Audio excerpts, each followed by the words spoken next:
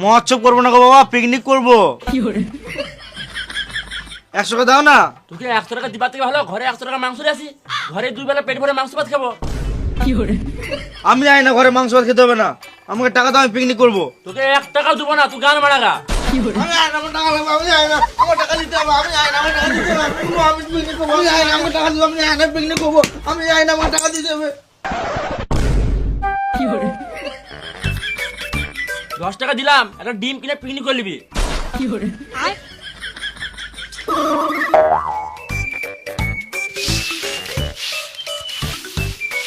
আরে শুনলাম তোরা নাকি পিকনিক করছিস? হ্যাঁ রে মারা, পিকনিক কি করে করবো? টাকাই তো নাই। পক্কা চোদাগুলো, টাকা নাই আমাকে আগে বলবি তো।